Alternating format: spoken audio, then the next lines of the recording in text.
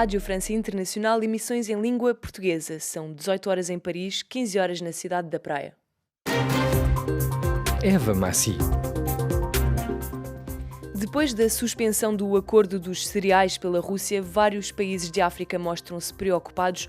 Cabo Verde é um deles. Um novo relatório da Human Rights Watch acusa a Tunísia de maus tratos contra migrantes, numa altura em que a União Europeia concluiu um acordo com o país para lutar contra a imigração ilegal em troca de ajudas económicas. Umaro Sissoko Embalo visitou hoje a sede do Parlamento do país, totalmente remodelada pelos chineses. O jornal começa agora sob controle técnico de Victor Mathieu. Na Ucrânia, muitas mulheres emigraram com os seus filhos devido à guerra, mas algumas voltaram, inclusive para funções políticas relevantes. É o caso da vice-presidente da Câmara de Bucha, cidade onde cerca de 500 pessoas foram mortas na invasão russa. Esta mulher liderou o processo de gestão de identificação de cadáveres e hoje está interessada no desenvolvimento da cidade depois da tragédia. Um retrato feito por José Pedro Frazão em serviço especial para a RFI. Mikhailina Skorik-Shkaryivska é a número 2 da Câmara Municipal de Bucha. No dia 24 de fevereiro de 2022, estava na reunião onde se decidia o orçamento para a Câmara Municipal. Mas a realidade foi muito diferente, como nos contou numa conversa gravada hoje, já quase um ano e meio depois da tragédia. É uma mulher marcada também por este evento, teve que levar o seu filho para fora da Ucrânia, mas regressou assim que houve alguma segurança. No entanto, há o risco de destruir a infância do seu filho. O seu sonho, diz Mikhailina, é que tudo esteja resolvido até que o seu filho se torne adulto e que seja feito um castigo sobre Putin e também sobre a Rússia. Nesta dirigente local de Bucha diz que a Ucrânia, ao contrário da Rússia, tem um processo democrático onde as pessoas podem expressar opiniões diferentes, ao contrário do que acontece em Moscou. Perguntei-lhe também sobre a questão das mulheres. O que fazem diferente as mulheres? Ela que é uma das autarcas mais mediatizadas devido à situação de Bucha, ela diz-nos nesta resposta que as mulheres veem o mundo de forma diferente e por isso sabem como gastar dinheiro de forma mais adequada, por exemplo, em escolas ou jardins de infância, defendendo que as mulheres na sociedade ucraniana devem ter um papel maior, pelo menos 50% nos cargos políticos e, nomeadamente, através da designação de chefias intermédias na própria administração local em relação às mulheres. A percentagem tem que melhorar, as mulheres precisam de ter condições também para cuidar da família e juntas trabalhar e contribuir para a economia da Ucrânia. É um trabalho que, diz Mikhailina Skorik-Shkaryivska, está a ser feito também em Bucha, o local onde 5 centenas de pessoas morreram no início da invasão russa da Ucrânia. De Kiev para a RFI, em serviço especial, José Pedro Frazão. A organização não-governamental Human Rights Watch acusou as forças de segurança da Tunísia de terem cometido graves abusos contra migrantes subsaarianos nos últimos meses. Mais informações com Stefani Palma.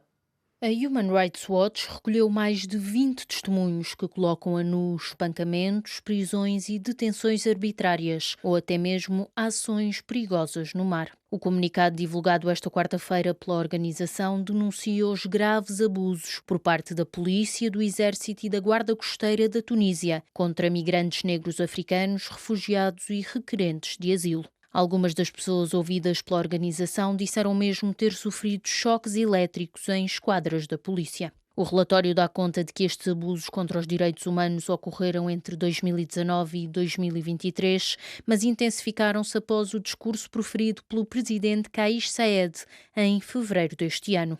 Na altura, o chefe de Estado defendeu medidas urgentes contra a imigração ilegal de africanos subsaarianos, referindo que a sua presença era fonte de violência e crimes. A organização já enviou, entretanto, uma carta ao governo tunisino no final do mês passado a pedir explicações sobre todos estes factos, mas até ao momento ainda não obteve qualquer resposta. E apenas uns dias depois da revelação destes abusos contra migrantes por parte das autoridades tunisinas, a União Europeia assinou este domingo um acordo com a Tunísia para lutar contra a imigração clandestina, com medidas como impedir a saída de embarcações de migrantes para a União Europeia a partir das costas tunisinas. um acordo semelhante com o que já tinha sido feito entre a União Europeia e a Turquia ou a Líbia, e muito criticados pelos defensores de direitos humanos que pedem à União Europeia para investir esse mesmo dinheiro na construção de vias seguras e legais para os migrantes. RFI, as vozes do mundo.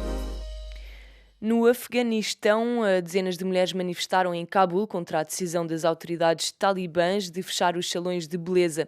A decisão poderá levar ao desaparecimento de milhares de estabelecimentos geridos por mulheres, cujas famílias muitas vezes não têm outras fontes de rendimento. Desde 2021, os talibãs já excluíram as mulheres do ensino secundário, das universidades e das administrações públicas. O governo de Cabo Verde está preocupado com a suspensão por parte da Rússia do acordo de exportação de cereais pelo Mar Negro. O primeiro-ministro, Ulisses Correia e Silva, afirma que a suspensão vai ter impacto significativo nos países africanos. Mais pormenores com Odair Santos.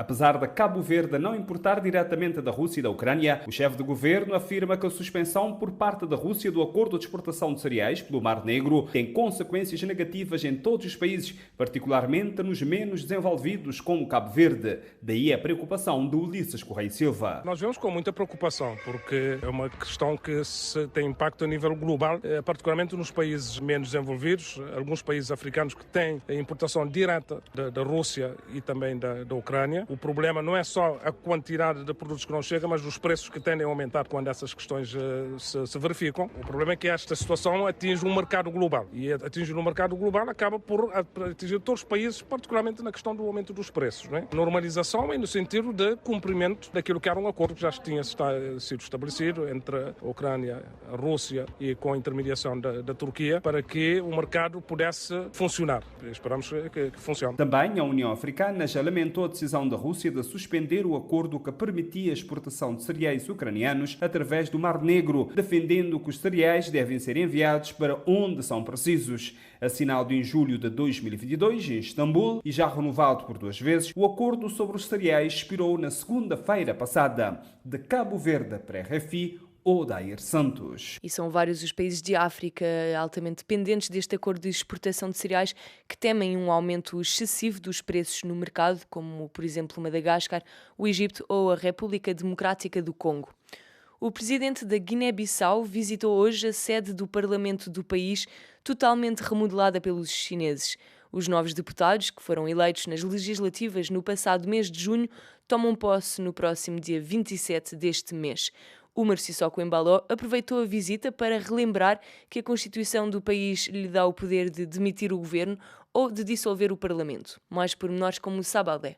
Perante o Parlamento cessante, o presidente Sissoko Embalo fez um discurso em português e outro em crioulo para dizer basicamente o seguinte, que está aberto para uma boa coabitação com o próximo governo, que todos devem eleger a Guiné-Bissau e promover a unidade nacional, mas avisou que não aceitará afrontas à figura do chefe de Estado, como disse ter acontecido nas legislaturas passadas. Chamo a atenção de todos para que os erros do passado, os graves erros que marcaram negativamente quer a 9ª, quer a 10ª legislatura, não voltem a repetir-se. Os bloqueios ao funcionamento do Parlamento e as afrontas ao chefe de Estado, com certeza, não vão ser tolerados. Já falando em crioulo, Sissoko Embalo pediu aos próximos deputados que sejam urbanos, democratas e republicanos. Sissoko Embalo pediu ainda aos deputados guineenses que copiem os irmãos de Cabo Verde. O presidente guineense exortou os deputados a deixarem de lado a cultura do ódio.